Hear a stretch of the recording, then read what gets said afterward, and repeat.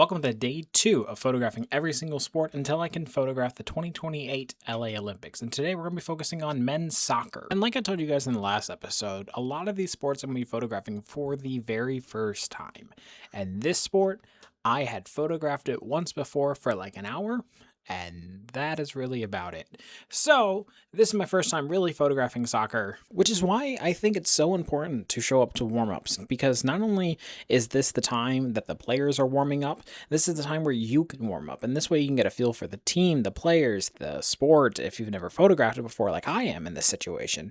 And I had an idea on how to photograph soccer between watching videos online and doing like the hour that I did down at Disney. But still, this is kind of my first time, so I wanted to make sure I got there at warm-ups so that we were ready to go once the game starts.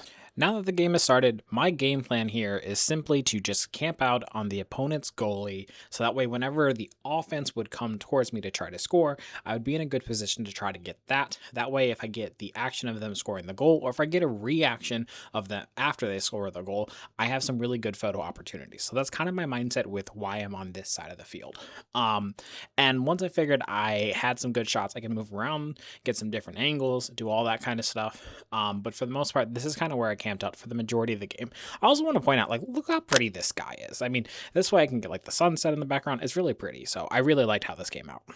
And like what I was saying is, once I felt comfortable with the shots that I had, I would move around and get some different angles. That way my photos felt like they had variety, that they weren't just taken all from the same location, same spot.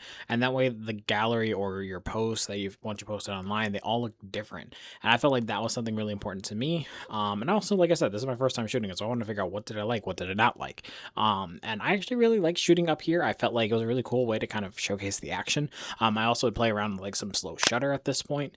And I thought these were pretty cool. So I'm going to show you guys a couple of my favorite photos from the game, including from up here as well.